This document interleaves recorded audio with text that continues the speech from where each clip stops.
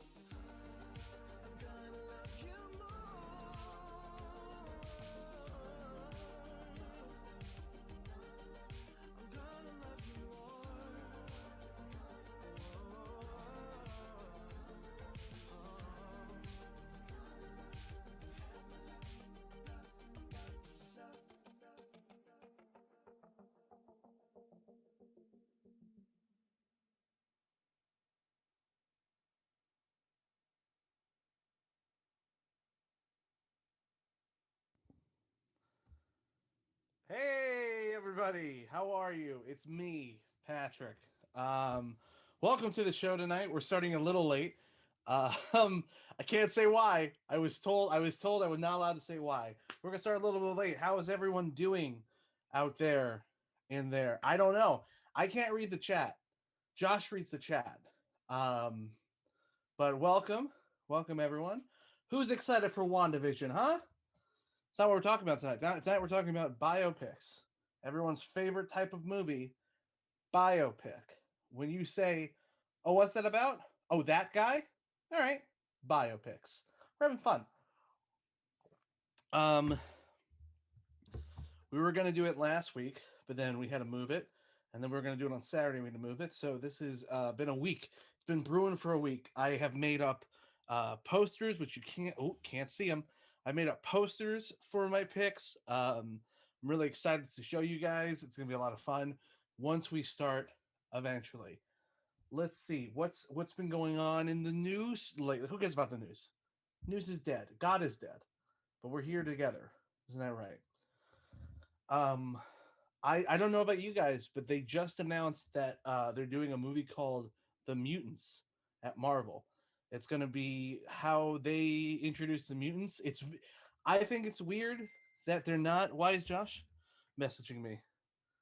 Uh, well, I'm talking about New Mutants, Joshua. He's the worst. He's taking a shit right now. I'm stalling because he has to poop. I wasn't going to say anything, but then he yelled at me. So anyway, back to New Mutants. I think it's a little weird that they're not doing anything named X-Men. It's just called The Mutants, but it's in the font of the New Mutants. I don't know if you guys know this, but the font they're using is for the book The New Mutants, which was sort of like not the well, yeah, actually the New Mutants movie, but it's the font of the comic book, which was kind of like the edgy '90s, like extreme X-Men. Everyone had big fucking arms and like they didn't give a fuck what you said because they're whippity cool. But I think it's weird that that Disney seems to be really shying away from the X-Men brand. You know, they're sticking with mutants, so that means we're gonna get some mutants. And apparently, there's talk that Wolverine is gonna be a part of this.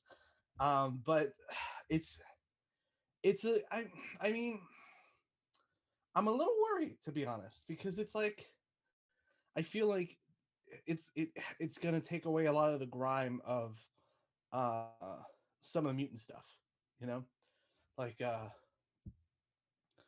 especially like New Mutants was a little darker, so hopefully that would be that'd be good. Uh, we are almost at a year with this pandemic, a year of quarantine, and oh my god, has it just been a fucking nightmare? Am I right? Or good? I don't know. It's been weird. It's been weird. It's been really bad for a lot of people. Me personally, it changed my life completely. Like I'm like everything. Like I was thinking about this the other day that like uh, everything I've ever done is new. You know, like this year. Like I used to really I lived in Brooklyn my whole life, and then I did things in Brooklyn. But this year, like now I moved to like a rural area where I have to drive everywhere. I used to never drive. Honestly, before May, maybe I drove 3 times, 4 times the most. But but yeah, and I don't hate it now, which I thought I would. long way to say that I wasn't prepared to stall for this long. Just imagine how big the load must be, you know? Because Joshua's just going to fucking town. Uh, you're back? Then come back on. Let's start this. Might as well. Hold it for an hour, I guess. Guys, he's been here the whole time. Are you kidding me? Jesus, what a piece of shit. If you're in the comments right now, can you please just let Josh know he's a piece of shit? Oh, I turned off my thing because I didn't want it beeping. Well, you said talk about bananas or some shit while I was in the middle of talking about the New Mutants stuff or the mutant.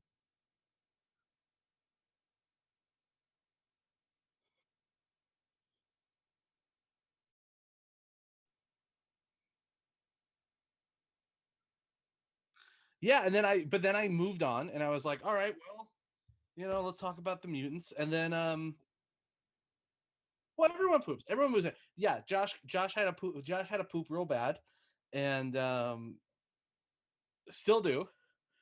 I think if we don't talk about it anymore, you'll. Oh God damn it! Why you made it gross? I was just saying you got to take a large poop. You were like, "Ooh, the color's gonna be weird." You're the fucking weird one. Anyway, what are your thoughts on the mutants?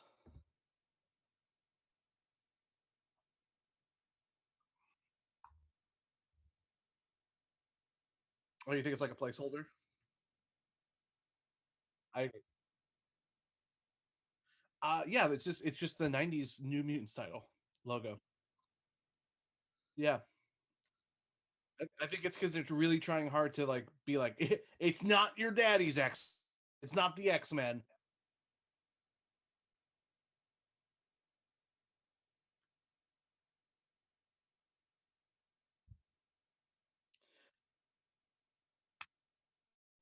Yeah, yeah. I heard that also, but okay,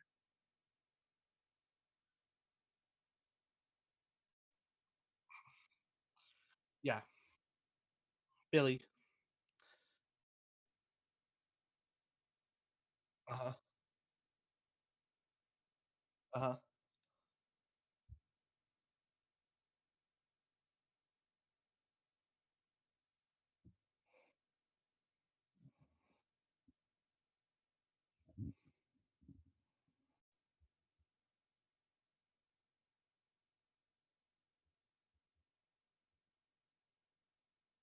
Oh, that would make a lot of sense. That would make a ton of sense. Yeah. Well, as I said before, when you were in the bathroom, um, yeah, we're talking about biopics. We're gonna biopic it up. What's your favorite biopic?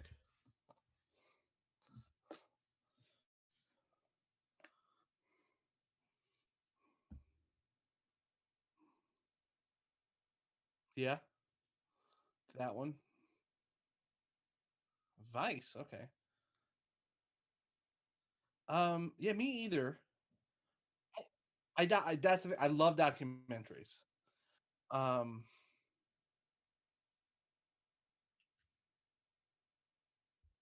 yeah, yeah, document. I love documentaries. Documentaries are my favorite form of entertainment. Honestly, I'll watch a documentary before I have to watch anything else. Um, yeah, yeah. I can't wait to be that old man falling asleep to World War II documentaries on the couch. That's my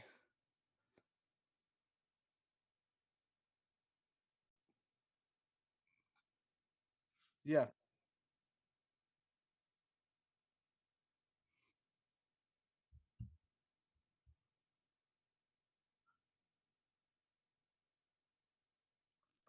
You want to go take your shit?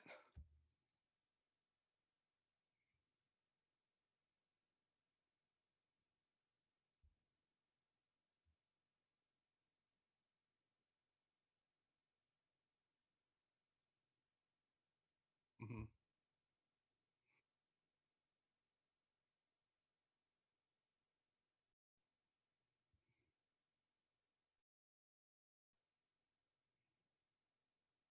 Yeah.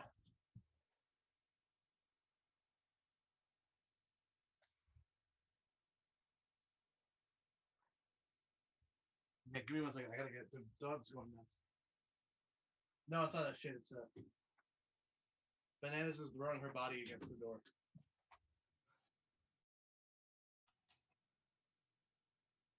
My pop vinyl. You could say it. Speaking of, we were talking about Winter Soldier. I got my Baron Zemo up there, right behind my head. Oh, my head's in the way. Right, Baron Zemo, right next to Miss Marvel. Anyway,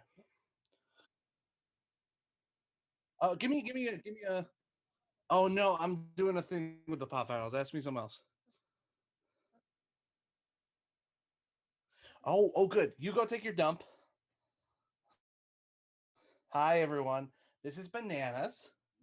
Hi, say hi. You don't want to say hi? Why don't you want to say hi?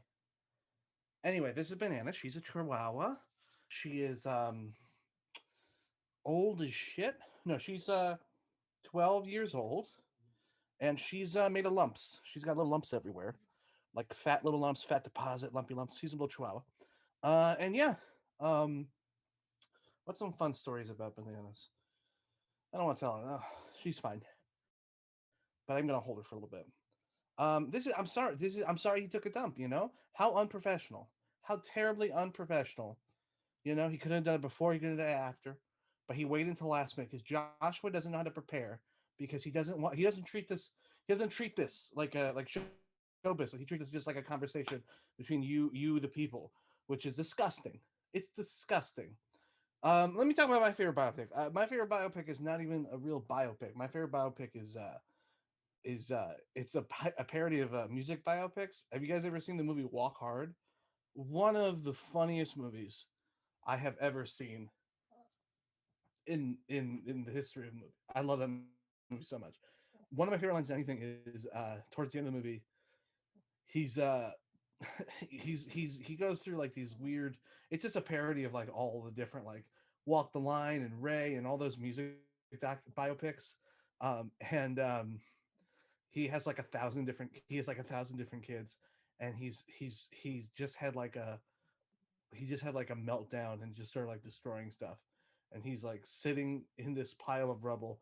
And this kid comes over and he goes, "Hey, Dad, you want to have a catch?" And he goes, "I would love that." And they have a catch. And he goes, "This is nice. This is honestly one of the nicest moments, just having a catch with my son. So forgive me if this is going to sound strange, but what is your name?" And it is the hardest. I laugh at that every time. John C. Riley is so funny when he says that. What's your favorite biopic, Bananas? What's that? What's that? What? You think Kevin Spacey shouldn't have been replaced in All the Money in the World? Well, you're a bad dog. Get out of here. Get. She's fine. So Josh and I were talking about Young Avengers before and how we want to see the Young Avengers in the MCU because there's this run of the first like run of Young Avengers we both just recently read for the first time, and it is fantastic. Honestly, so cinematic and wonderful. We don't want to give away the story because there's like twists and turns and everything, but it's Iron Lad, Patriot, um, Wiccan's in it, but he's not Wiccan. He's like the as name because he comes on and he's like it's easier for him to do lightning, so he just does lightning, but he can do more than that. Hulkling, and and then Kate Bishop joins, and also Cassie Lang joins because Cassie Lang was introduced in well, she's in Ant Man and the Wasp, and she's in Ant Man, but she's really introduced in um she's really introduced in the Endgame.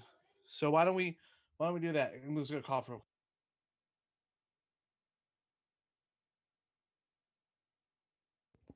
So we're we're gonna be talking about some fun biopics today, and yeah, I really do think man, I really wonder where the MCU is gonna go with all this. You know, um, okay. I really wonder where it's going to go with everything because as much as I'm enjoying WandaVision,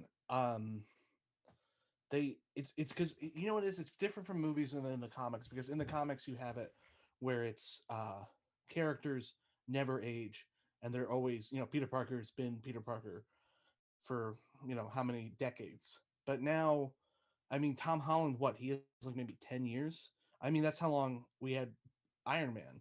But now Tony Stark is gone. But the thing with Tony Stark, what's a little different, is that Tony Stark. I think when you use a better example is with Captain America.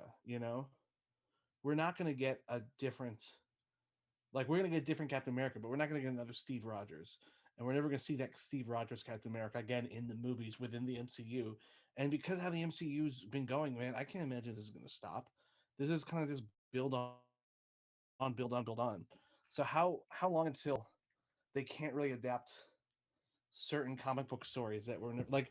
I mean, when we see Secret Invasion in the movie, there's no way we can do Secret Invasion like how it is in the comics. And I feel like maybe they're lucky that they never showed up with Wolverine because now Wolverine in the MCU is new, so he can be like the focal point. And then we got Spider Man, who's pretty up there. But yeah, I wish I could see the chat, but I can't. Let me see if I can log on and see it in real time with this. Um,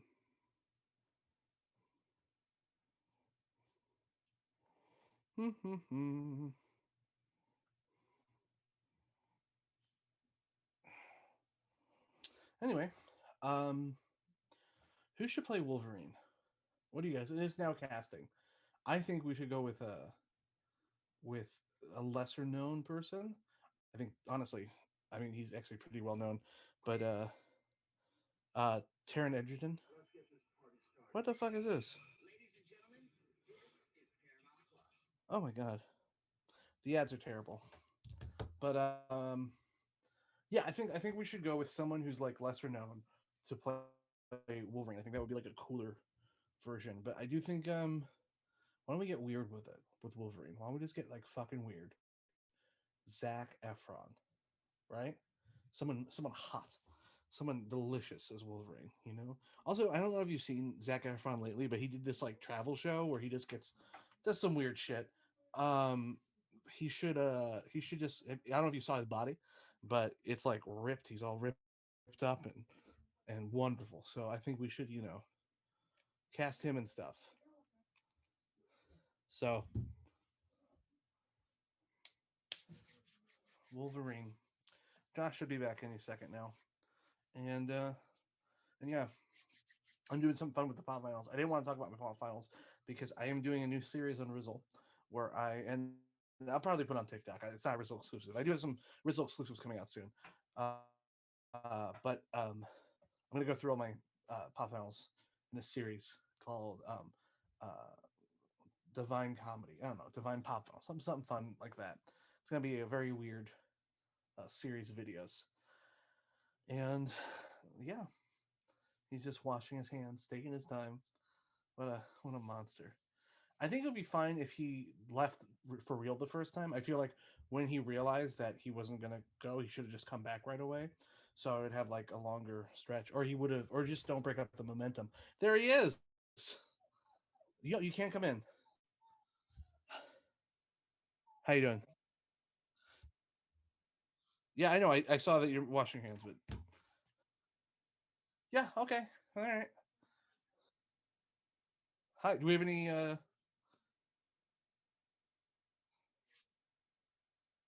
Yeah. Do we have any? Anything in the chat?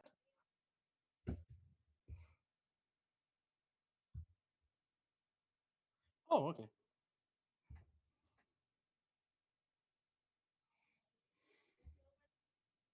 Okay.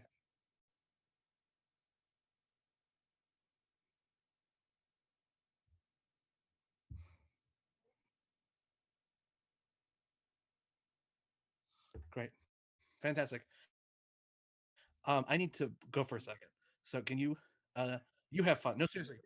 I just gotta do something real quick and I will come right back. I cannot tell you on the stream, but it's the reason why we haven't been able to do anything for the last week. So can you please? Yeah, yeah. So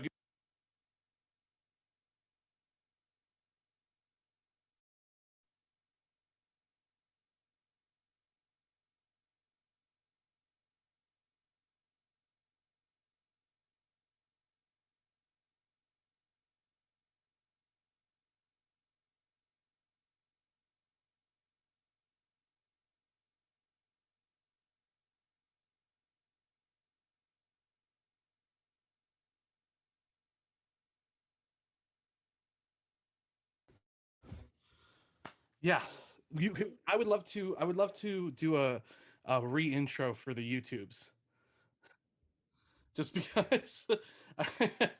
I don't. I mean, we're definitely going to mention the poop later on, but I don't think we need.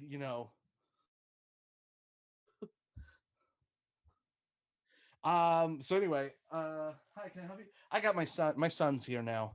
My beautiful. No, bananas. Yeah, bananas is a woman. Bananas is a madam president is her nickname, and then my beautiful son um is over here, and he's got a poop butt, and he's just putting his poop butt on my bed, and I'm just gonna grab him real quick and kick him out so you can see him.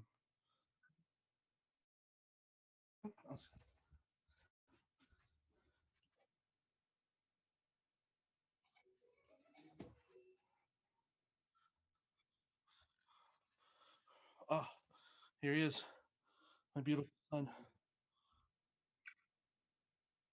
Oh, Blueberry will be played by the ghost of Philip Seymour Hoffman.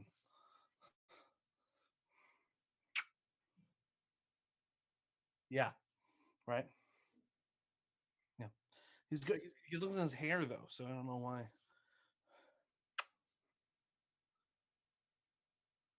No, he's losing his hair. I'm saying. I have no idea. We don't know. I mean, he was always naked under his belly. He had that belly patch spreading. The belly patch is spreading. Oh, he's very soft. You want to get the fuck out of here? What do you want to do? Get the fuck out of here, then. Go. No, he's bye bye. I love you.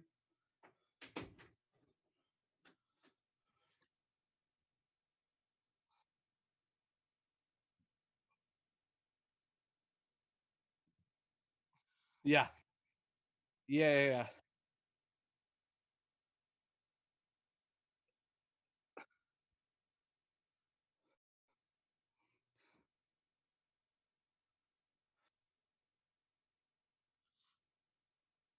Yeah. I mean, we had a vamp for 30 minutes because someone had to take a shit. So yeah, I understand. You know when like teachers, yeah, we'll never know which one of us had to take a massive shit and leave.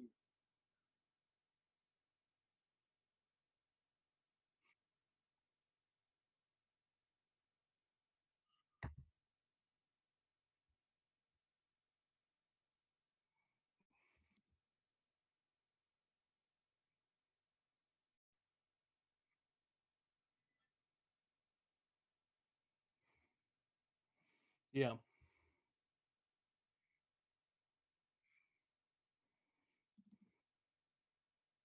All right, ready? Okay, ready? Three, two, one, go. You there? All right, three, two, two, one, go. 10-second screen, 9-second screen, eight, seven, six, five, four, three, two, one. All right, here he goes. He missed it.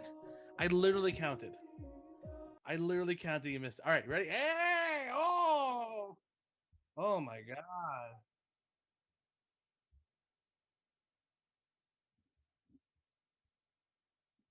Don't give it another 10 seconds. We have like two people watching now.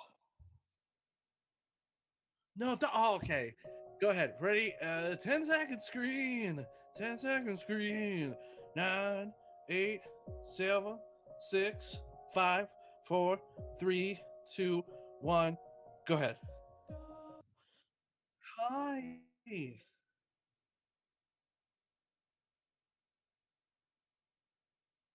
Yeah, it's making a lot of noise. That's very good.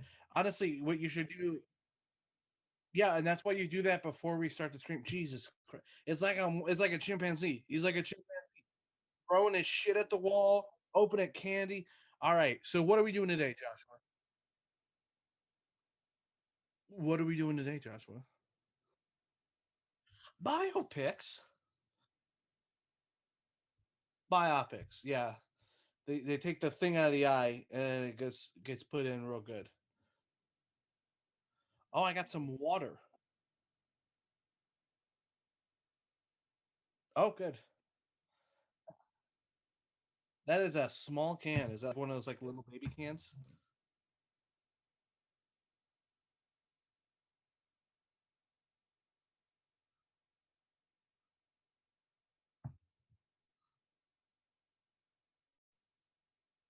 Ugh.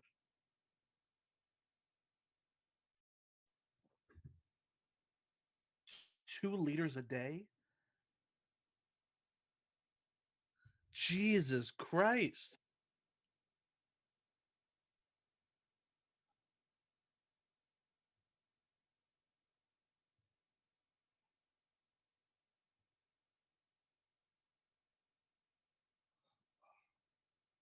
Jesus Christ. Anyway, I'm very excited to talk about our biopics today. Our picks. Yeah, to some degree. Uh-huh.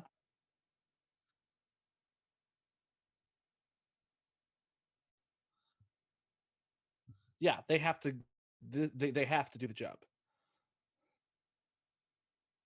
I'm excited to see yours first, you know?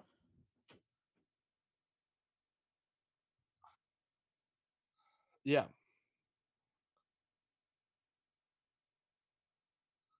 Okay, but I'm excited to hear your idea. No, no, yeah, I think I'm gonna love the idea because I really do not like this person, but in like a, oh, I'd love to just, you know, see him fail kind of thing. Especially, I love that I was watching real quick. I was watching the Free Britney documentary, and I forgot how awful this person used to look, like cartoonishly bad. That literally, like when they came on the screen, I went, "Oh my god, that's right." They okay. They looked like a My Chemical Romance was hit by Hello Kitty. It's so weird. Okay, go on, say it. I don't want to. I'm so excited. That fucking bitch.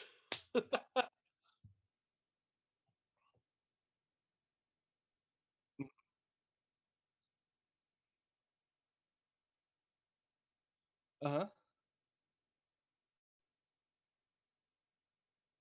Yeah, I love that. Oh my god, I used to go to PresHilton.com. I used to go to PresHilton.com time in like 2000, 2000 what 5, 2006. Yeah, yeah, yeah, yeah. Homicide.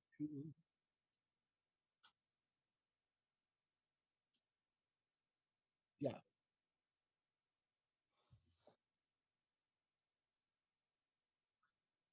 Hmm.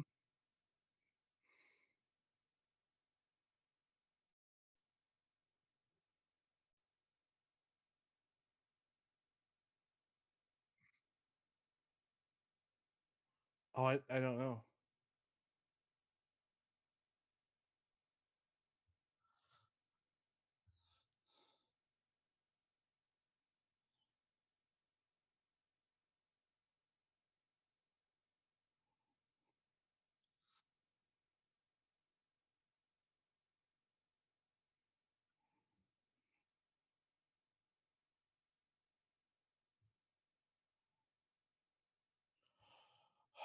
Okay, are you also casting Lady Gaga? Oh, okay. They're not friends. That's right. They had like a big falling out. I rem- I'm so excited for this.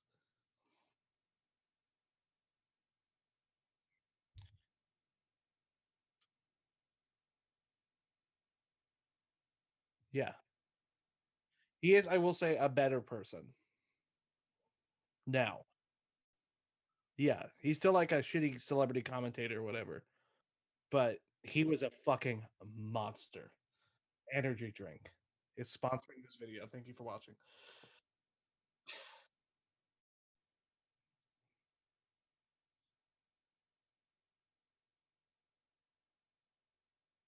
Who, Julie?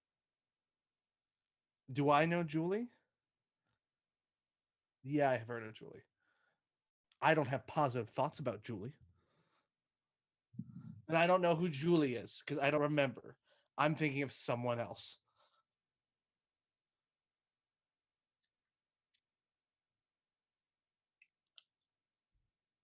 I love it. It's a skincare thing. It just smells. It smells so good.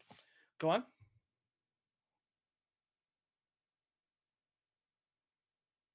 Yeah. Yeah. Yeah.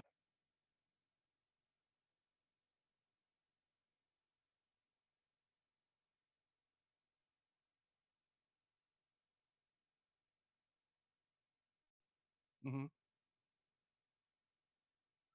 Oh.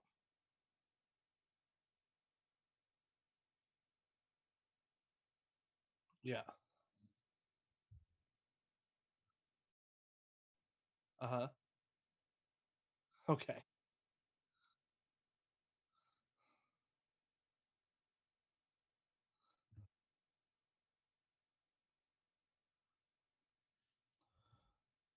Yeah.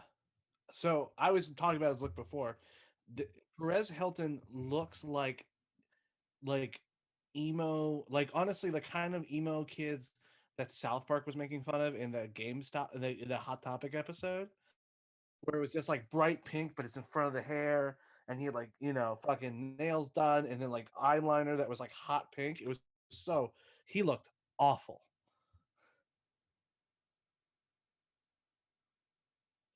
That's like a recent picture then. Oh God,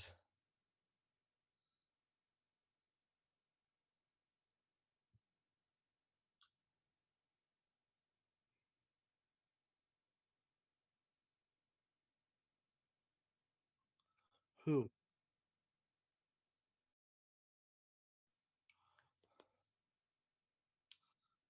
All right,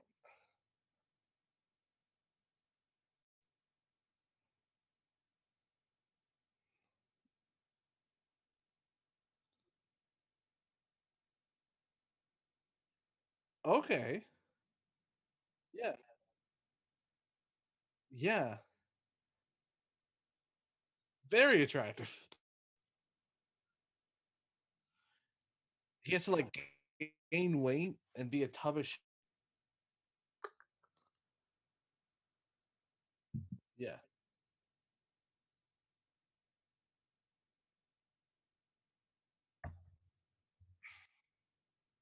yeah,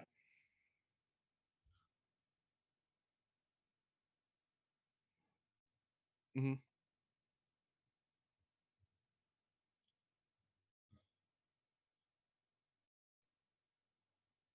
yeah,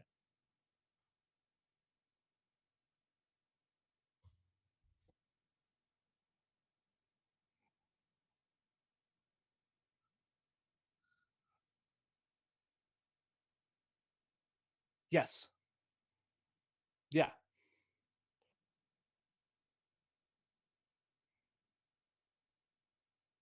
yeah,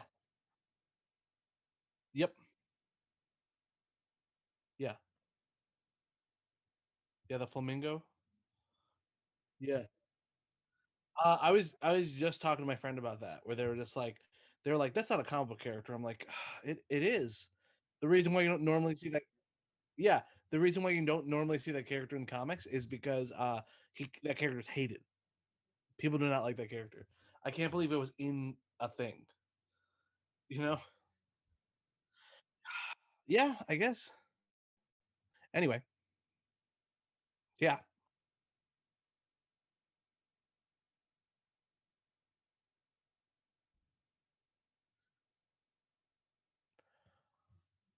Kate Hudson. Kate Hudson.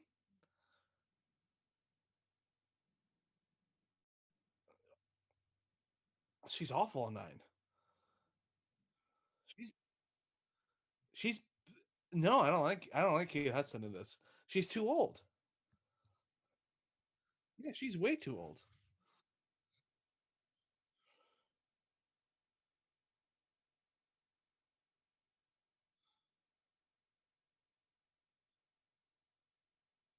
Hmm.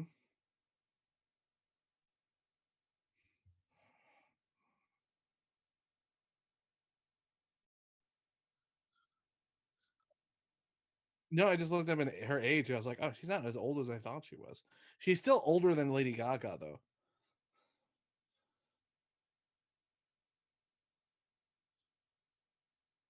Yeah, lady, like so she's 32. She's 42. Lady Gaga's 34. Okay. No, but also Kate Hudson's a bad actress,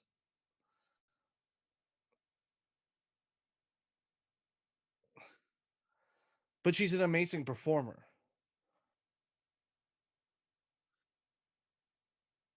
Yeah, but lady, who's your young choice? Uh, I would have loved that. Yeah, you're right. Yeah, I mean she's like 20. I think she's our age. Oh my god. So tell me more about your plot.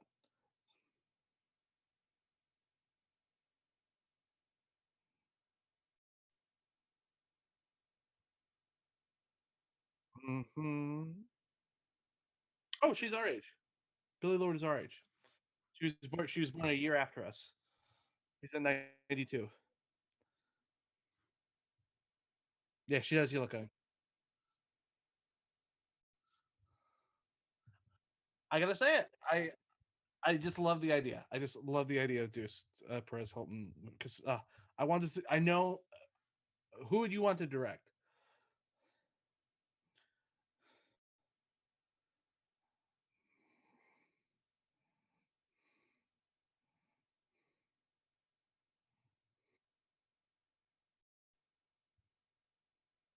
Hmm.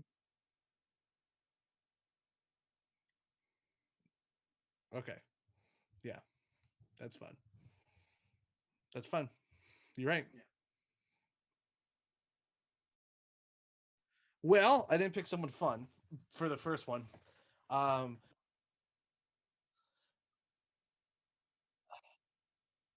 I have one fun one in here, which isn't really a fun one. There's some fun casting. Anyway, this is my only real like this is my only one that's like really serious. I can't believe there hasn't been. I really want them to do a Marsha P. Johnson movie. And the title of this film will be called Visible. Um, it, huh? What a good poster I made. Um, it's not just about Marsha P. Johnson though. It's about Marsha P. Johnson and Sylvia Rivera's relationship. They're best friends, um, and they started a lot of the Pride movement. I also would love this documentary to cover the fact that, like, though Sylvia was at Stonewall during the riots, Marsha, who's famous for throwing the first brick, was not at the Stonewall riots. And I would love to cover that. And like, there's a lot of uh, honestly racism behind it because a lot of people think the person who actually like threw the first brick or like hit the cop or something like that was actually the lesbian bouncer who was a big black woman who people then passed on to be like, oh, that was Marsha. And it's like, no, that was just a big old lesbian. So racism, sexism, hate for lesbians wrapped into one big ball. So I'd love to see a movie about that, but also would love to see them like it progress into like how they started this movement and then were just sidelined and forgotten and hated because they were trans and stuff like that. I would love so Marsha also has to sadly die, tragically get murdered. Um, no, no, because I want to follow Sylvia a little more because Sylvia's life, honestly, after Marsha died, she was homeless for like 10 years until someone was finally like, "Is she? Is Sylvia Rivera fucking homeless? She's the reason why this there because there's a Star, which as street transvestites something. I forget what the rest of it is, but her and Marsha P. Johnson started this organization to like help trans women. And before they, because again, this was before any of the terms or any like the real like people treated this like a real thing. So, but there was a home that was started, and then they were like, why don't you just give her a home? And then she was kind of welcomed back in. And then I would love to end the movie on this scene. I think it's somewhere in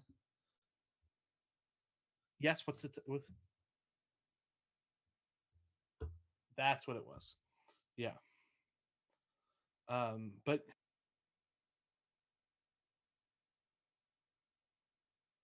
yes, yeah, there's two of them. They're the first one.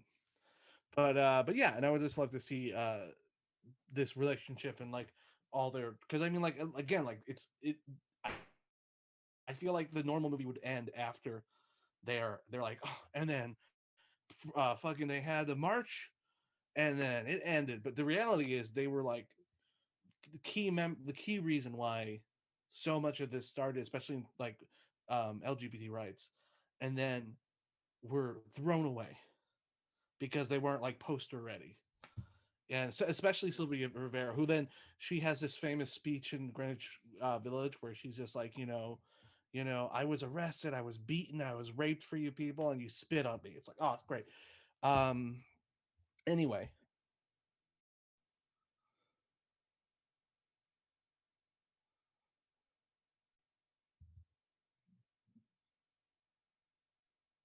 uh huh.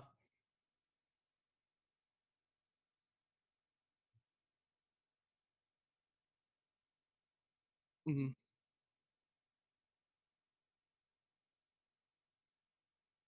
Yeah,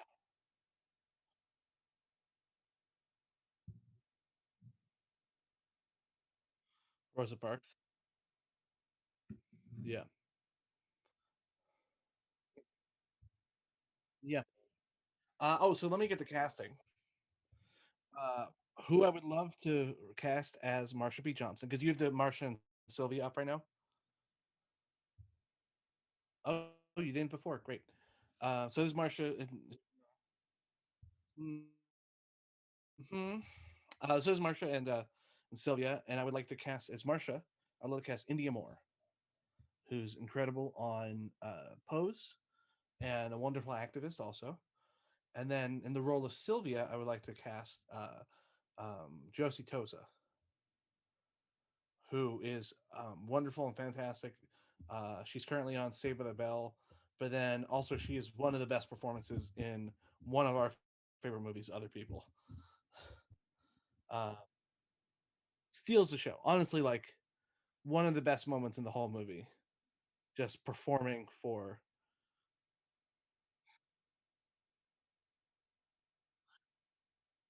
yeah, 100%. But it's so fucking funny. It's so funny, it's so wonderful. Yeah, so these are the two. I think these are two incredible actresses. I know they're like, oh, well, they're very young, but that's because when they started Stonewall, I think they were only something like 19 and 20. So they have to be young. And then also I would love, they're in that early 20s and then kind of go forward a little past it. I don't know. Maybe we'd cast someone older for an older Sylvia. I don't know. I don't know. I would like I can't think of an older trans Hispanic actress um who's like who could do it. So yeah, and then this is Visible. Let's see that poster one more time, Joshua. Let's let's go through. There it is.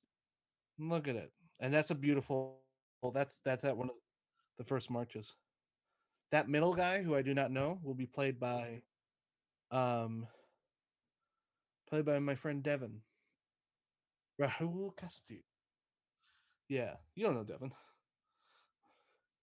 All right. You go ahead. What's your second one?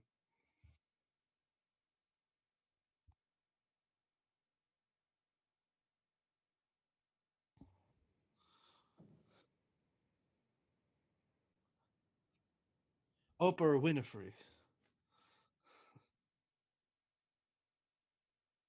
Yeah.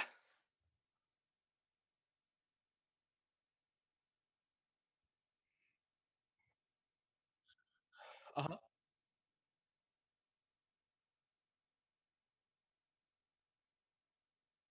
Yeah, so I saw this on our because we have behind the curtain kids.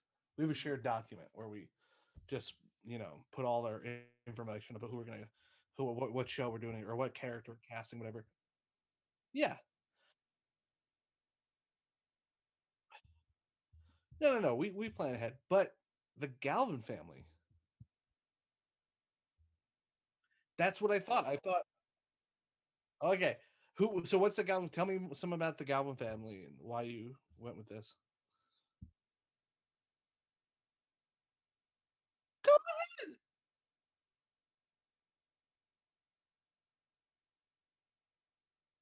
Okay. Uh-huh. Ooh.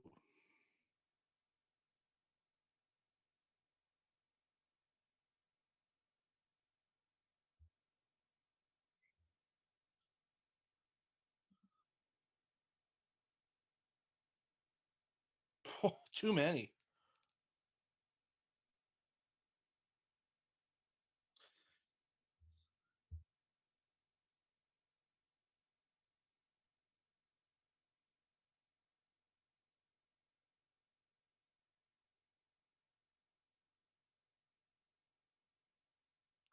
But there it is.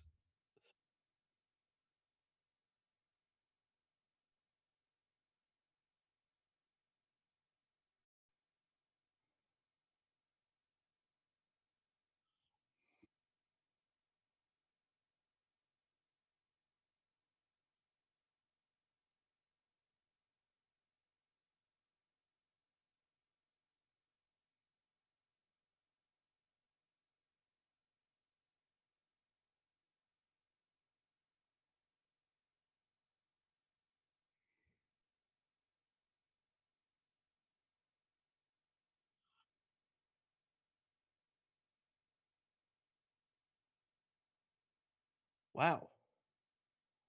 So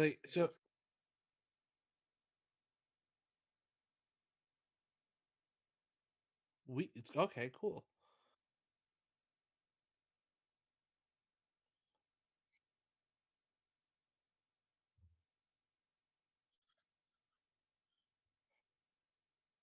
Uh-huh.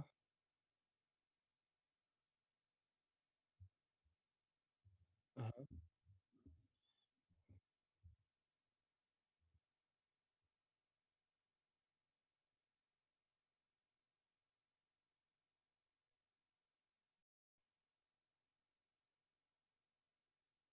Wow.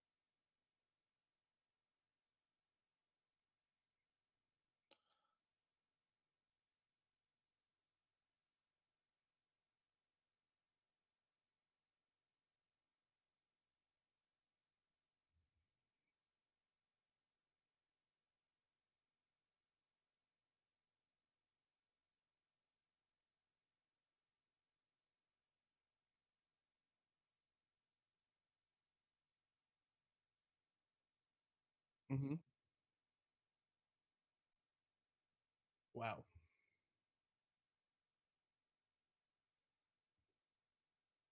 The Galvin family.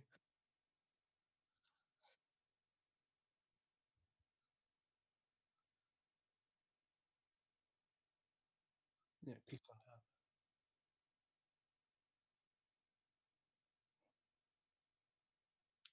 Okay.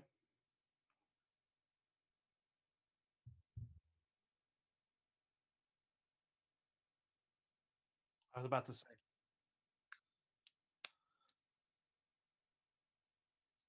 yeah.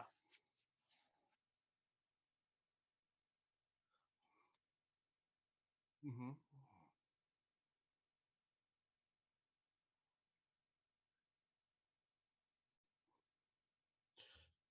Footballer, yeah. Who stop teasing us. Let us know. Who is it?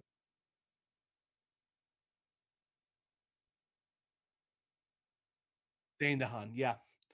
Yeah, yeah, yeah. Honestly, Dane DeHaan sounds great for this. It's sad that this movie is either going to be really good or really bad, depending on his performance now. Yeah, so that means the movie's going to be unwatchable, but he'll be fun. That's your criteria. What am I? Okay.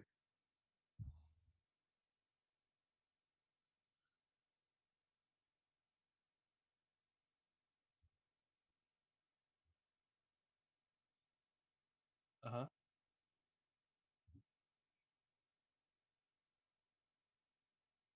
Mhm, mhm.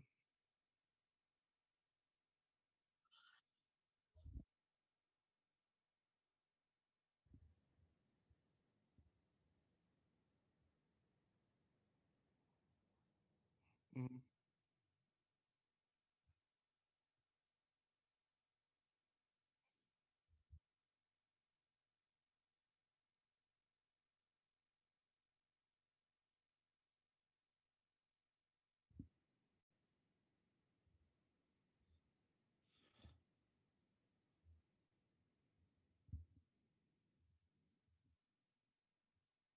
And she's the one because Donald's the one who thought he was Christ. Oh.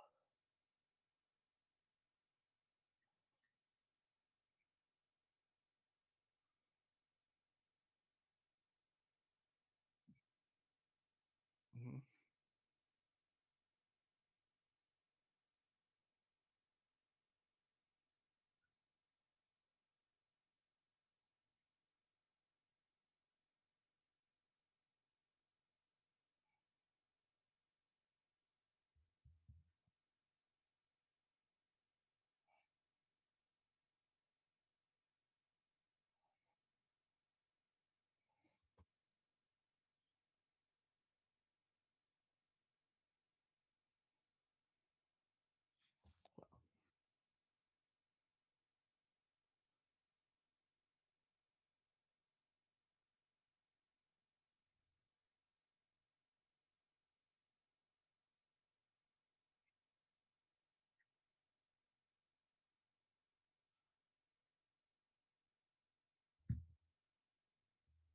Oh, oh God. Okay. Who's playing her?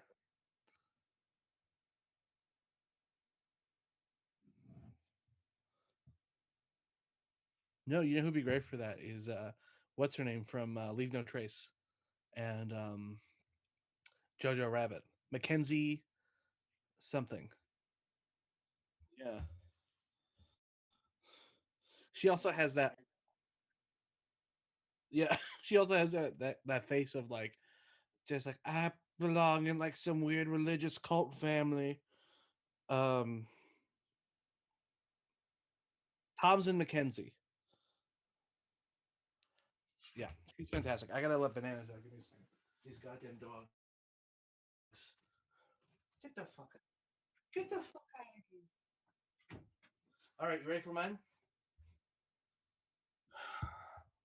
Okay, so this movie is called Young Buchanan. This is a Joshua. You've heard of Young Buchanan before. This this is my dream project. Is I want to do this. Um, if I'm being honest, who I would cast in this role, Kevin Frolix and Patrick J. Riley. But I thought let's get celebrities. This is a movie about the Mormon War, which happened right before the Civil War. James Buchanan went to war with Brigham Young, which is next slide, please. And James Buchanan is on your right.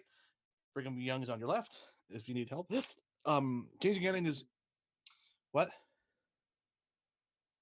Nope, that's Brigham Young. Other side. Sorry, your left is Brigham Young, and then right,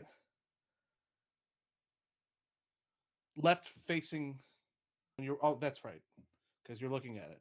All right, so yeah, the left is the left is James Buchanan, and then the right is Brigham Young. They so Brigham Young is so he was like he's like the frontiersman. Even though he was a Mormon and very religious, he took over Mormonism after Joseph Smith was killed, and he introduced a lot of ideas into Mormonism that are a lot of the controversial stuff that people don't love, like polygamy, uh, a lot of violence that isn't really talked about anymore. Like he really was like ready to fucking go to war, and this is where the Mormons were hated. A lot of the reason why they were hated was because one, it was a new religion, which again, I'm not defending Mormons here because I honestly think the Book of Mormon's fucking insane bullshit. But it was a new religion, and also the fact that they were really for polygamy, which was illegal in a lot of states. Um, so they went out to Utah, and then the U.S. government, James Buchanan hated that, and that he wanted to distract people from the fact that the South was upset about slavery. So he found something new to get everyone mad about, which was the Mormons. And he took the U.S. Army and went to Utah and went to actual war with the Mormons. And I would love this to be played kind of like Death of Stalin. That director of Veep and Death of Stalin, what's his name? He's Italian. You know who I'm talking about. You know, yeah, you look it up.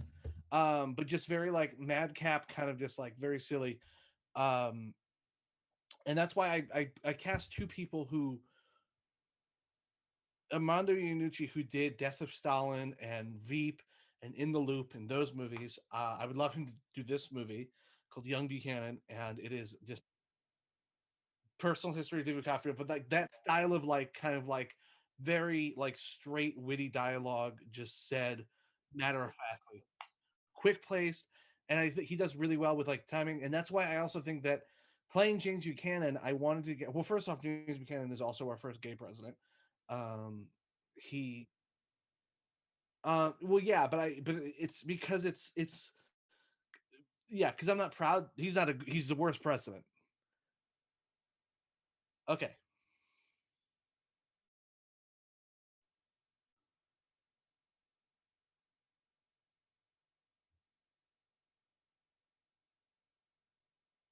okay,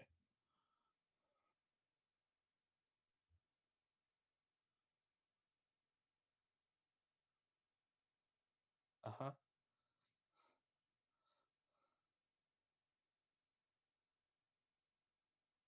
uh huh.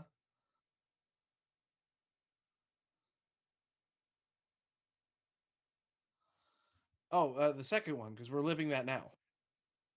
The second one because we're living that right now.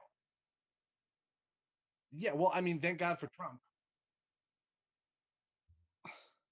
He's not the worst president. You said he's your question. Your number two was you said that your number two was James Buchanan. I mean, your number two was we get a gay president and he's the worst president. Is that what you said? Yeah, we had a gay president and he was the worst president until Donald Trump, who's aggressively not gay. You know, we live that.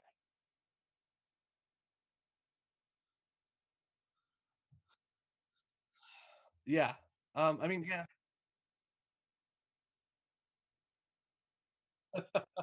that's so much better. That's so much better than we've had before. That's so much better than what we've had before. But yeah. So anyway, to cast this story out because this story will be a very madcap debates about everything between James Buchanan and Brigham Young Buchanan. To cast as James Buchanan, President James Buchanan, would be John Early. Um, yeah, right. Now, yeah, only two characters. Yeah, yeah. Who would Cape Orlando play? Um, no, no. Famously, he did not. Um, Caperland would play he'll play like a beard. We'll throw a woman in there somehow, and then it'll just be Caperland. Yeah, she has to be in this. I agree with you 100%.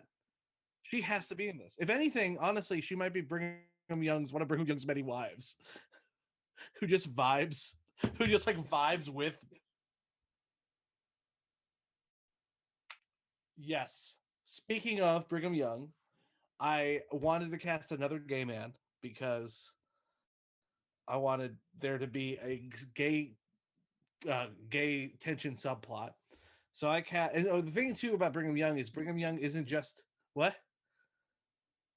Yeah, Brigham Young isn't just like just some like he's like a fucking frontiersman who's like a real man's man who is always very stoic. Like he's known for being like, very stoic with his words. So I went with Matt Bomer just because I want to see them kiss. Or because it just John Early, by the way, I feel like he plays best off of he plays best off of like straight men. You know what I mean? And by straight men, I don't mean like straight like dry people, like the dry. And I feel like Matt Bone really exactly.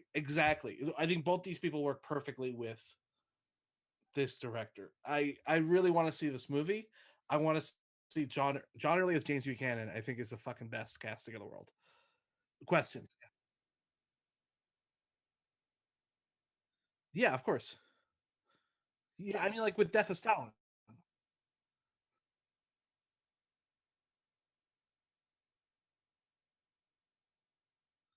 No, he's too. He can't be too gay. He has to be stoic gay, like a quiet gay. But that's my movie, Young. But hey, Josh, that's my movie, Young Buchanan. Let him out. Let him see it. Actually, you know what? Nathan Lane would be honestly. Nathan Lane would be a fucking fantastic James Buchanan on Broadway. If I ever get if this ever becomes a Broadway musical, like I've always wanted, Joshua. Yeah, well, yeah. Oh, 100%.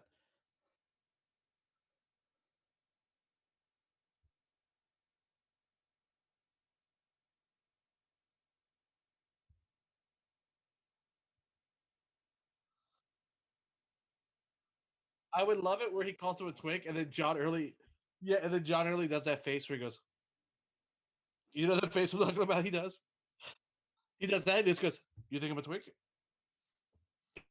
I would love him so much. He's so fucking funny. He's the only reason why I kept watching Search Party, and it was so worth it because of John Early. He is the best part of the show. I don't want to spoil anything, but there's a thing that happens in like season 3 where like his life starts to fall apart, and he has like a mental breakdown, and he just does this thing on where he just goes like this, and this goes, and it's a I was like I almost pissed my pants laughing because it's just how he collects himself. He's so great. He's so wonderful. Oh, oh. Next,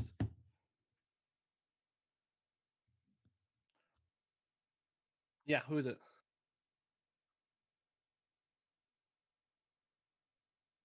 Oh no.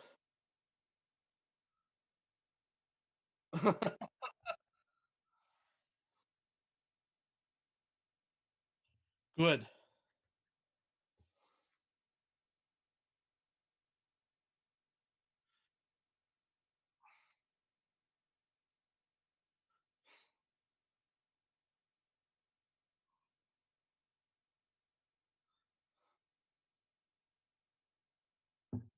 Yeah,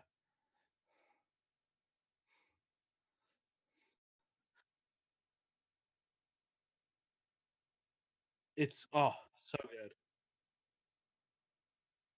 Oh, why?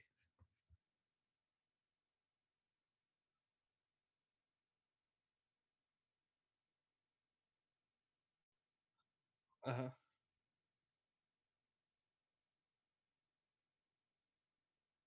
No, no, it's not that. It's definitely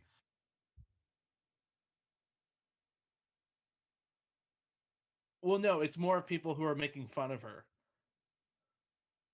and we were making fun of her because we loved her. Oh, you're right. You're right. Free Britney. So is your movie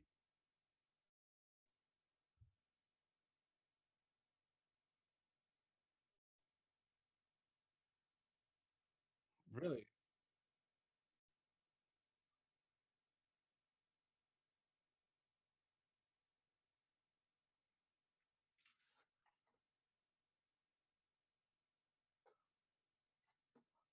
Okay. So did I. I like hit me baby one more time. Oops, I didn't. It was. Yeah. I I went to see Britney Spears. It was a double act.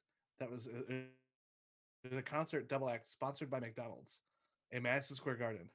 It was Britney Spears and In Sync.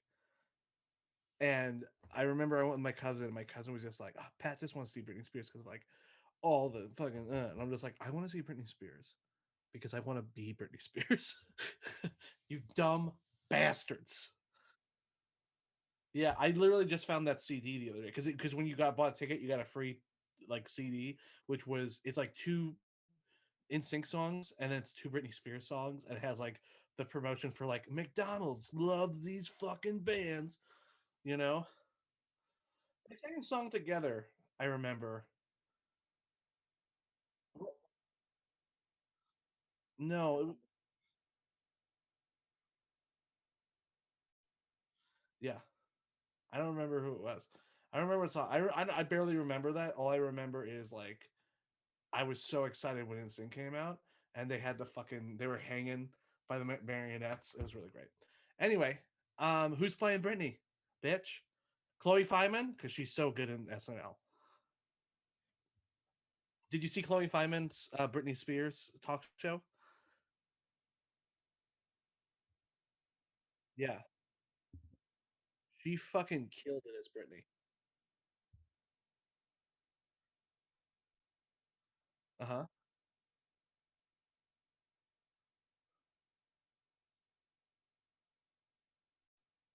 Okay, who's that?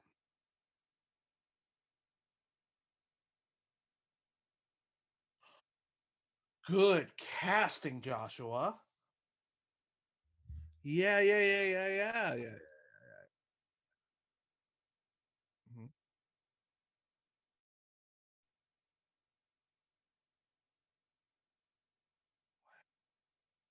Yeah, you did.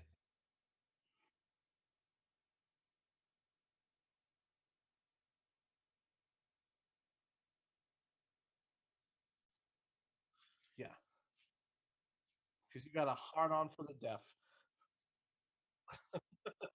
No, I agree. No, I love this. I Hey Joshua, this no, I'm saying right now, this is your best casting. No, no, no, that we've done on the show. Your best casting overall. I mean, you nailed Kate Bishop. They did it. They listened. They listened to you.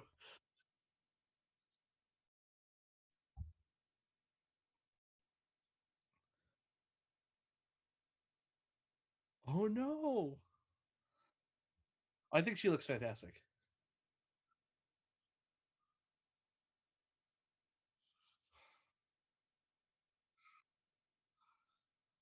He hates women. It's fine. Go ahead. Why can't Kate Bishop be a man? Sorry, go on.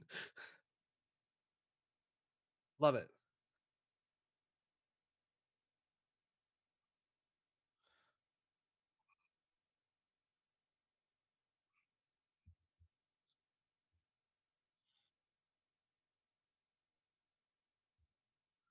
Uh huh.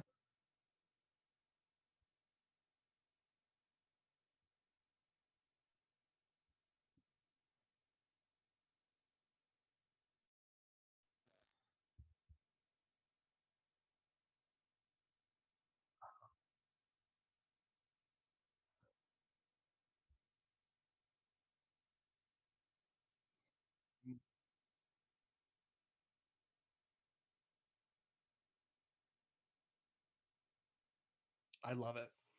I love this.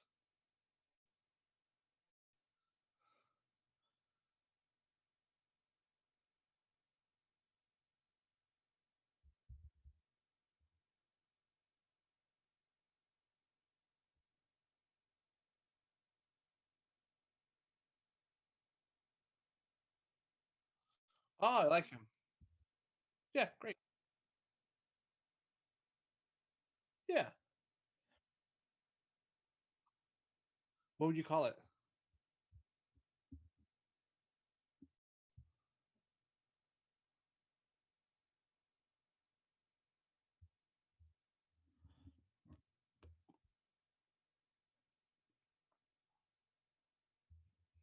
Gross. I love it.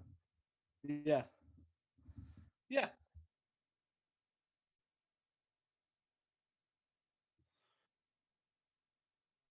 Oops, I did it again to your heart. One more time. Britney.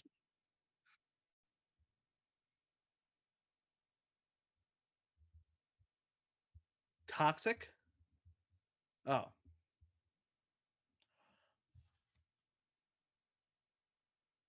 here, here. I used to I used to Joshua. I used to listen to that song. That song is so gay. It's so gay. Literally, I used to listen to that alone, like in headphones, and just sit there, just like, ugh, I'm connecting to this song with my little Walkman. No. I'm holding my little Walkman. I got my little headphones on, and I'm just like, play that one again. Wow, that's crazy. That's a great casting. Can you ready for mine? Well, I love that you did a music one because I did a music one. You did Britney Spears, it's really well known. I did two old homosexuals. I was going to say the F word. Here we go with the title. Glad to be unhappy. Glad to be unhappy, Joshua. Um, this is who's it about? This is a famous song. Okay.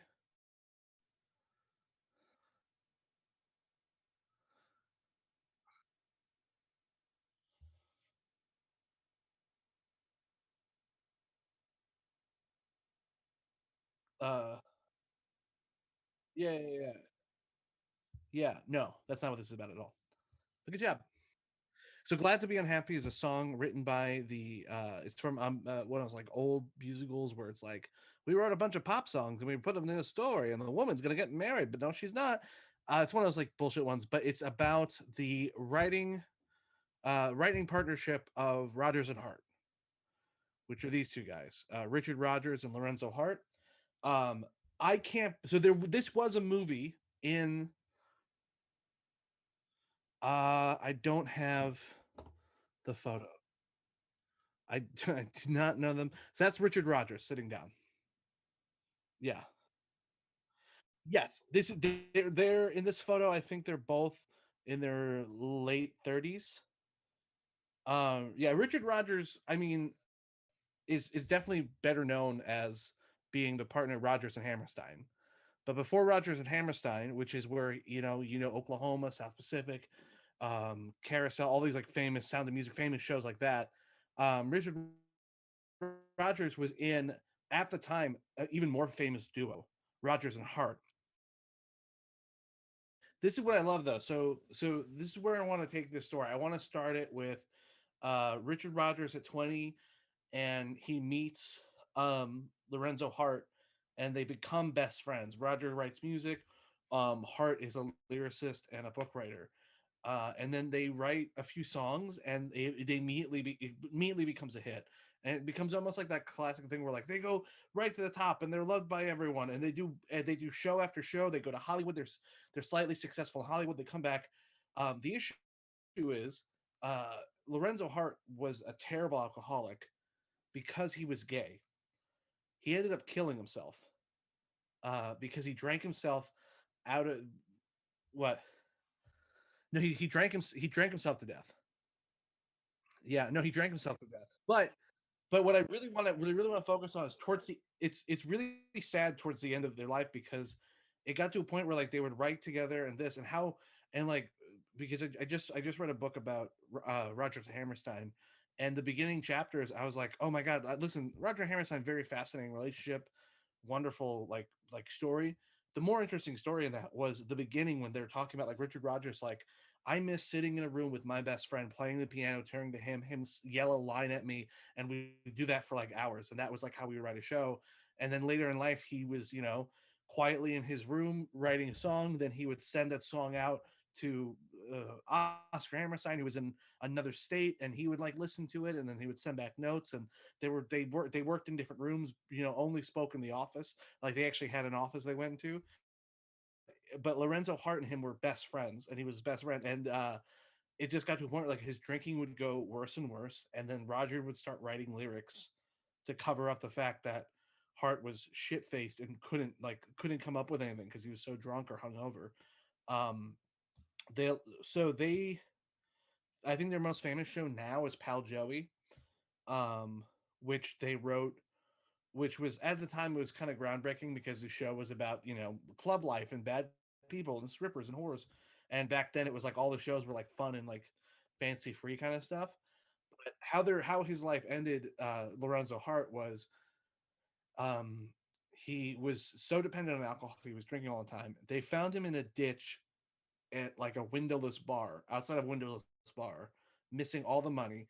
He went into they took him and they brought him to the hospital, but they brought him in under like the welfare because he didn't have any IDs on him. The only thing he had on him still that wasn't stolen was like his fucking union membership card for like the songwriters union. So they call the songwriters union. They're like, "Hey, we found this guy here. It's something Larry Hart or something like that." And they're like, "Oh my god, he's been missing for 3 days." And they get to him, and he just fucking was. He's in his deathbed, and there's this famous story of the hospital lost power for like a second. Like literally, they're all standing in the hallway. The hospital lost power, and the lights came on so bright that bulbs were bursting. And then they went in the room, and he was dead. And Richard Rodgers always said it was like, well, he wanted to make one last grand exit before he left, and he was famously gay. It was one of those things that like it was always like an open secret among his friends. Richard Rodgers always stuck to his wife about like anytime they were on the road ever doing anything, he'd be like, "Oh, it's all fun and games until I have to leave the bar because Larry's up to who knows what," and stuff like that. And it's just a fascinating story because like famously too, Richard Rodgers was extremely like closed off, very like very quiet, very like Protestant kind of thing, like just like very like private kind of guy, introverted. But it's been said like earlier in life with Lorenzo, his best friend, who was always extremely extroverted, he was the exact opposite. But like after his death, it affected him so much that he really became like a very quiet, really didn't, and he became a serious alcoholic after too. But it's a great story. I really want to see this. I chose two people who are extremely different. My first choice for Lorenzo Hart is Cola Scola, uh, because I wanted someone. Whoa, what a weird photo I put. I didn't mean that photo. I wanted someone who I feel like genuinely is a good actor. He's a very good actor, could sing and dance, but I just know can also just be really sad. You know, I don't. You haven't watched Search Party, but Cole Escola is the villain of season 4 of Search Party, and has some fucking monologues where you're just like, "Oh shit, is this a comedy? Is it supposed to be a comedy? Jesus Christ!" So I really fucking think he needs. I think he needs like a big dramatic role, and also like this is an older photo of Cole Escola. Um, he looks closer to Lorenzo Hart now, and just the fact that he's aged a bit. His hairline has started to recede also, and he's gone almost completely gray. But for Richard Rodgers, I went with someone who I think can play the quietness and then almost naivete. It's someone who you hate. I think is a good actor who's just done a bad role. Uh, you hate this person for one big role. Uh, my who I want to catch as Richard Rodgers is Rami Malek.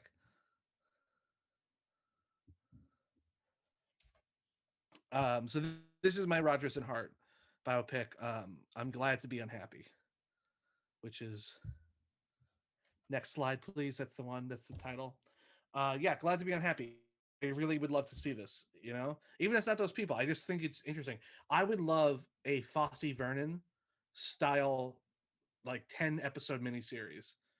Because I did you haven't seen Fosse Vernon yet because you're a disaster of a person, right? You haven't given it the time because you hate yourself and hate others, right? Is that what it is? That's what it is. You haven't had time yet to see Fosse Vernon, you miserable piece of shit. Yeah, I am. But I want to see something like that because Fosse Vernon really expanded the like. It's just there's the relationship is so rich and wonderful, but also like Rogers and Hart. This had already become a movie in the '50s, starring Mickey Rooney as Lorenzo Hart, where they just it's like this would also be a musical, obviously, because they would use their songs in like musical numbers and stuff like that. But the movie is awful.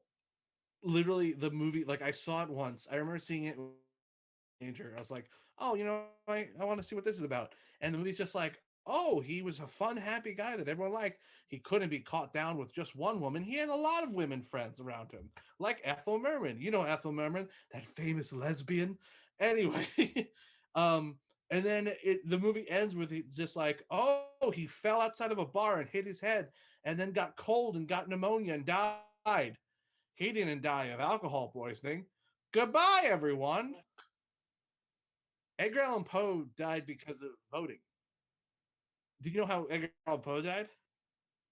Do you not know this? Because of voting fraud. No. He was poisoned. No. So there was a sidetrack, real quick. It's really interesting. No. But it's fascinating. So how voting fraud used to work in what the 1800s is they would get people shit faced drunk and like literally like put hats on them and they would say, oh, it's this guy, and they would get the social security number of a dead person and they said, oh, it's this person, and then here's the social security number, and they would have them sign. They would go in a booth and they would vote with them, and they would do this for hours, just constantly getting him drunk and drunk and drunk, and then they would just like throw the guy into a fucking ditch, and that's what happened with them. This is real. That is how it, that's how it's just fascinating. There's, no, there's a term for it too. I forget what the name of the term is. But anyway, thank you.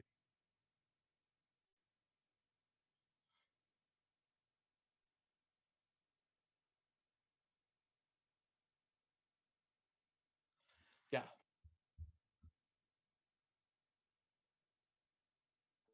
it's a really interesting story. Yeah. No, it's the first couple chapters because also there's overlap because um so Richard Rodgers got into songwriting because he met Oscar Hammerstein when Oscar Hammerstein's like 5 years older than him, and there used to be this thing like a varsity show, which was like it was a big like it was a Broadway house back then would like this like a student production, but it's like a student talent show at like Columbia or something like if NYU rented a Broadway house and then every year they did a variety show. It was like a big event back then in like 1910 1911, and Richard Rodgers went and saw that, and then after seeing that, and then the head writer of the varsity show was Oscar Hammerstein, who was best friends, or I think they were best friends, or they're very good friends with Richard Rodgers' older brother, and they met and they talked and they hung out, and then Richard Rodgers decided he's going to start writing music, and then he became his own. Then he went his own way, and then Oscar Hammerstein went his own way, and they both like were pioneers in musical theater before they even got together and changed musical theater forever. It's a fascinating. I really like the book. It's probably one of my favorite books I've ever read. I really enjoyed it. I have it right here. It's somewhere. Yeah, I've had it for 2 years on a stack, and I'm just like because of the pandemic and everything, I've been trying to read more. No, no, it's hard for me to get into narratives. Everything I've been reading lately has been fiction and about musicals, to be honest.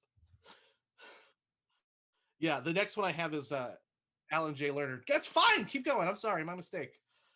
I took up a lot of time. I understand.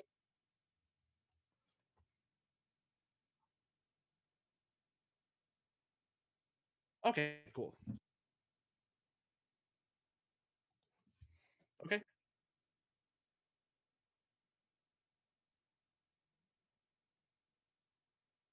okay. Yeah. Can I reveal something? Wait, real quick? Let me reveal something. So you only told me a person who's cast in this, not what this last one is. It's a surprise. I was very. Can I say who it is, or you want to say who it is? Okay, say it right now. Go ahead. It's you, Laurie, and Olivia Colman, Oscar winner Olivia Colman. Um, so I saw Olivia Colman. Yeah, I saw Olivia Colman. Yeah, I saw Olivia Colman, and my immediate thought was, fucking what? Like, did she have an interesting life? Like, as I said before we even started recording, like, Glenn Close was in a cult. Is it something like that? But what is so yeah. So it's Olivia Colman, and Glenn Close. Olivia Colman. Hugh Laurie, sorry. Hugh Laurie and Olivia Colman. Yeah.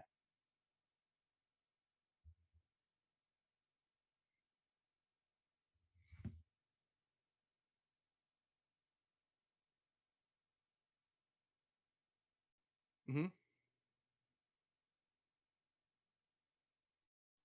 Yes, I'm afraid. Yes. Uh huh.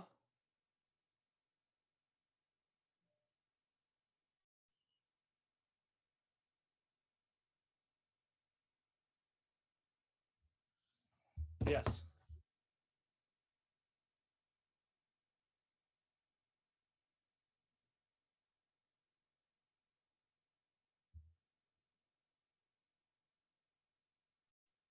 Can I guess?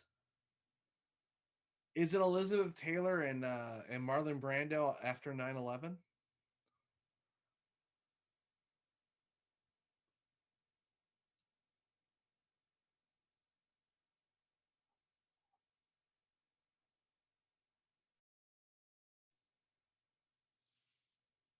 No, I refuse. No, thank you. Oh,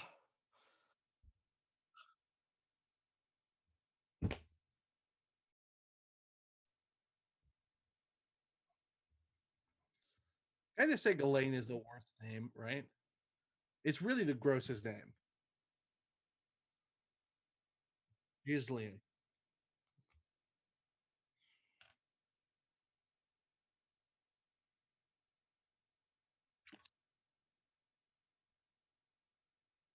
Uh huh.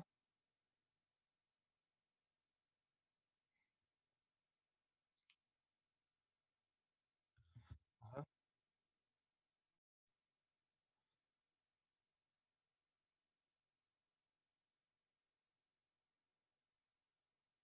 Yeah. So it's gonna be like that. Oh my god. Ugh. Okay.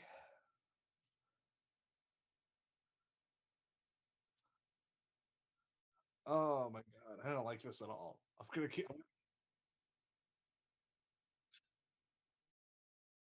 I would have yelled at you to be like, "Don't do that. Do not do this." Oh my god. Ugh.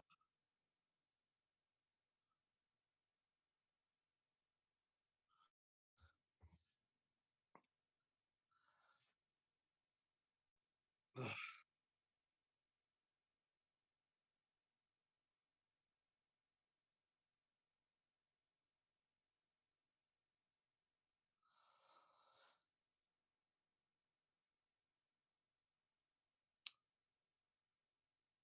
Have we had anything in the chat? Is anyone in the chat screaming at you right now? No one has said anything in the chat at all. Ah.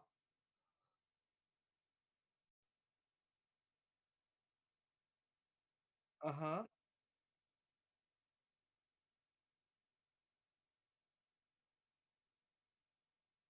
But it's children. Oh, I I don't like this idea at all. You had some real winners this show. You had some real winners. Oh my god. Well, thank God we're not ending with this. Let me just move on. We're moving on. We're doing King Kirby. All right. Jesus fucking Christ. This is my idea for a movie called King Kirby. It's not about child fucking molesting or raping. Jesus fucking Christ.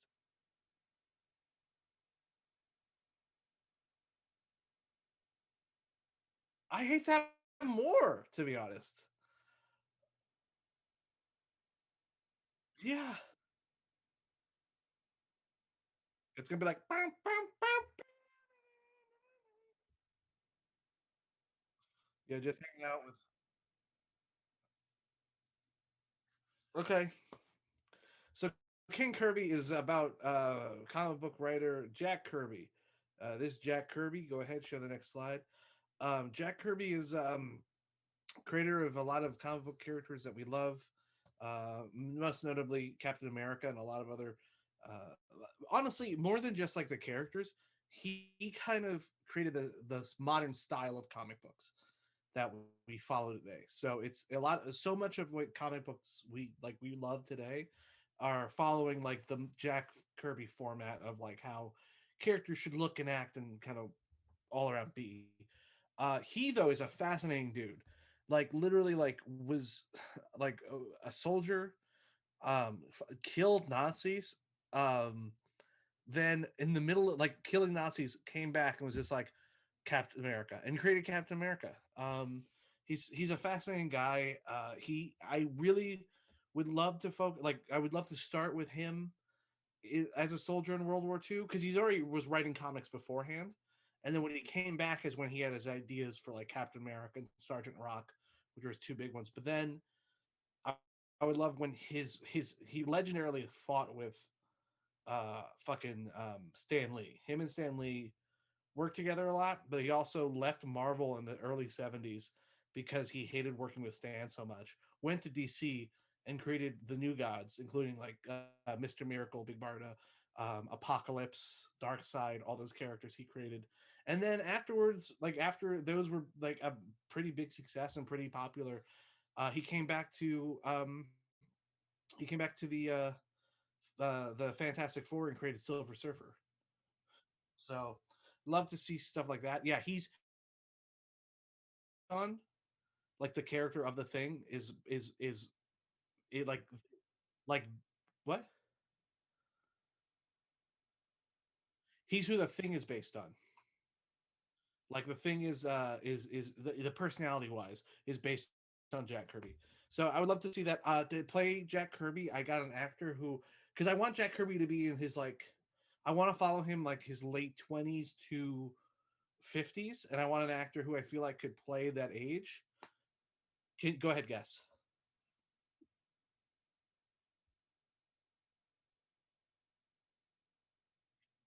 I went with someone you find as sexy as Brad Garrett, Christopher Abbott. I just want to see. I just think Christopher Abbott is a perfect casting for Jack Kirby. I think he can play because Jack Kirby was known for um, being a very like soft spoken man, like soft spoken but like really tough kind of guy. Yeah, so I really feel like Chris Abbott. I wanted that's a big thing too for me. When I was thinking, I'm like, who can play like a World War II? I was gonna cast Stan Lee, but then I would go down a rabbit hole of all the other like comic book characters. Like I was gonna be like, all right, I'm only gonna do Stan Lee and Steve Ditko. Okay, and then also I have to do Marty Gold, the head president of Marvel. Six. Okay, well, if Jim Steranko has a very interesting story, I would love to talk. I decided I'm just gonna do just Jack Kirby, but it was gonna be what's his name, Cordry. What's Rob Cordry's brother? Um, he played Neil Simon on Fosse Vernon. You remember Fosse Vernon, right, Josh? You saw that? Do me a favor, Josh. Yes, he has a brother. You know his brother, Neil. Yeah, you know him on other stuff. Yeah, no, he's been in a ton of stuff, dude. No, Nate Cordry. Yeah, he was in Mindhunter. He was in Miss Maisel. Uh, he's been in a bunch of stuff. Difficult people. But anyway, Nate Cordry would probably be Stanley. I think he's a good casting for that.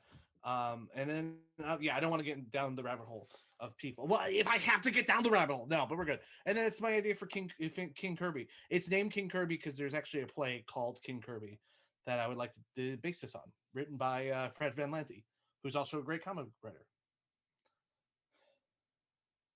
Yeah, right.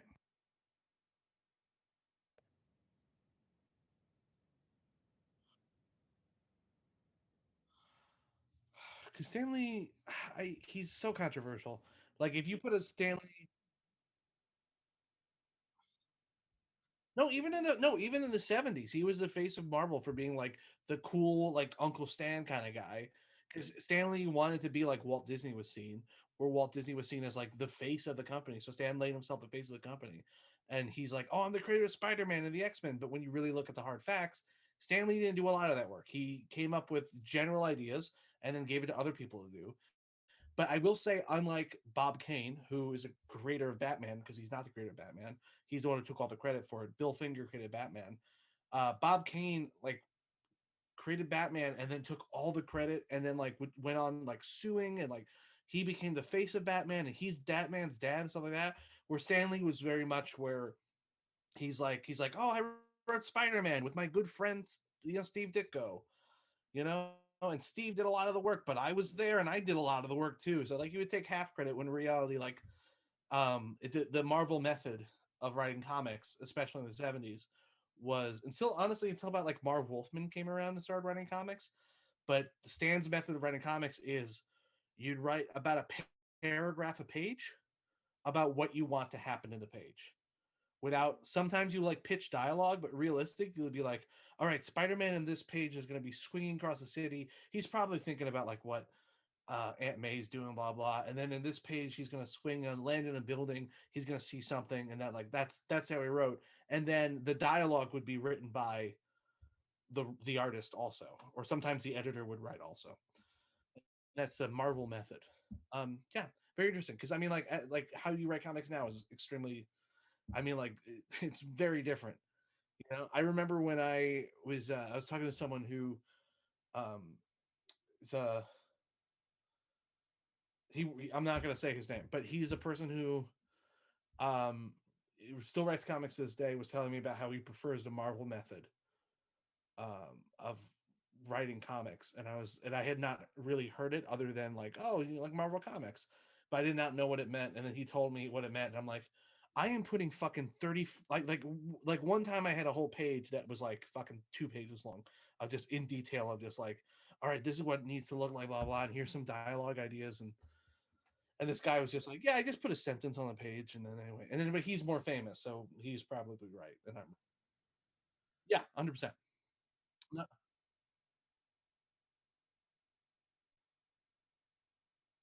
Okay, fun. Oh, Jeffy Cakes is. Did he show up at the end again? I love Jeffy Cakes. He's my favorite. What happened? What's wrong with Australia?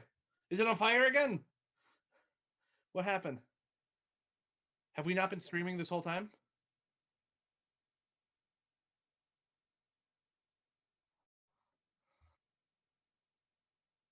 Did you have the chat off? What happened? Oh my god. Yeah, am I gonna be mad? With that, hey, Are okay. you not streaming? No, I was streaming this whole time. Jeffy Cakes just showed up, because I've been streaming this whole time. But hey, friends, Josh, you're on mute for us. We can hear Pat. It's fixed. Ha ha ha ha ha. Okay, bye forever. We're gonna have to do this episode again. So goodbye, everybody. There. Hold on. Before we Yeah. end, we're gonna end the normal way. Jeffy Cakes, thank you for coming by. Uh huh. Thank you for Thank you. telling me. Um, it's well. There's I couldn't have known. Because it's the same setup I used before. I don't know why it decided this time it didn't want to do the I'm gonna audio go take again. a shit. Now I have to. Go take a shit. So let's do a quick outro. Just for Jeffrey this. says, "I'm so sorry to be the bearer of bad news, or of the news." Jeffy, so happy that anyone said this at all. Yeah. Thank you, Jeffy. It for would have been sharing. worse to find out when I upload or when I send this video to Patrick to upload to his YouTube. Mhm. Then again, maybe it wouldn't have been that bad because you don't watch the videos, so you No, would I have. would have literally. No, I would have realized something's up when I went to cut and I see your mouth moving. I'm like, huh, he must have. Honestly, though, with my pictures, it kind of all will click. The only one that is going to be troublesome without my audio is the Uh last huh. one. Because Yeah, without and any context on that last one, I'll probably put it up anyway because I only got like 6 or 7 views. Anyway. I don't care. We'll figure something out. this is for. Anyway, thank you This guys for is watching. yeah. God is dead. And watch this live, even though. Here's you know what? Here's one of the benefits of watching it live. If you watch it live, you get to tell us that my mic's not Yeah, working. great. fantastic. and then we What get I'll to solve probably that do is problem I'll just early. go through and I'll just cut out your segments. Okay. I would love, Because you know what? I would love for you to just, well, it's more work for you, so I don't want you to do no, too I'll much. just keep the. I'll cut it out where it's like I'll just show the pictures in between, Yeah. and then it'll just snap over with like a little thing that says, "Josh was on mute because he's a fucking idiot." Yeah. Just say Josh is on mute because he's a fucking idiot. Show And the then pictures, I'll keep and then so like they can talk see what over I'm- it like this fucking moron. Like, Yeah, oh, great. wants to do this. Yeah. That'll be And fun. then you know what the best part is? I'm gonna not show the last one and be like, ugh, if you want to see what the last one was, watch now showing. Anyway, guys, thanks for watching. Jeffy Cake says he'll 100% like, watch subscribe. and like. He'll 100% Okay, watch thank and you, like. Jeffy Cakes. Jeffy Cakes, this episode is for you. Great. So thank you all for. Hey, real quick, you want to just do a real quick intro where you just say, "Hey, we're muted." Sure. Yeah. All right. We're gonna do a fake starting screen for 1 second. Don't worry, we don't have to because I cut those out.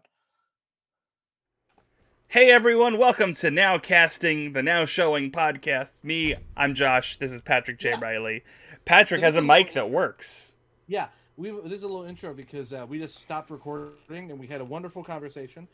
Josh was muted the whole time. Uh-huh. I was not. So what we're doing is this To is gonna clarify, I was muted on the stream, but Patrick could hear me. So you'll hear his responses to me. Yeah. And it was because we started 30 minutes late because of a fiasco, which you probably won't even hear about because we cut it all out. So what's going to happen is when it gets to Josh's turn, you're going to hear my pitches, and then when it gets to Josh's turn, I am going to narrate a bit, and then I'll just have like a little thing of just like here's what Josh's pitch was, and then it cuts back to me. I will say what Patrick dubs over me with, I do not endorse, but I do officially allow. I'll allow you to say anything you want over me, but I do not endorse anything you Okay. say. I am not responsible for anything you say. All right, here we go. It's the only way I'll Alright, get him to shut now up this- about yeah. this. All right, now we're going to Alright, end. That's it. Jeffy Cakes, thank you so much. Bye. We love Thank you. Jeffy Cakes. You're the best. You're our best fan. We love you. Ending screen. You're my only fan, and I love you. You're my only fan. Subscribe. $2.99. I don't know why. I want to send Jeffy a T-shirt. I want to send him that bear T-shirt of me. Jeffy, can you direct message on Twitter? Direct message, or on Twitch. Yeah, but like on Twitch. I know. I know we're still on. If we could direct message on Twitch, send Josh like a PO box if you're comfortable. If you want to do your address, that's fine. I want to send you something special. I love you, Jeffy Cakes. All right, bye everyone. I'm gonna go poop. Josh, I'm gonna hang up because I have to poop, and I will talk to you soon. I'm gonna probably go to sleep right away so we can watch WandaVision later.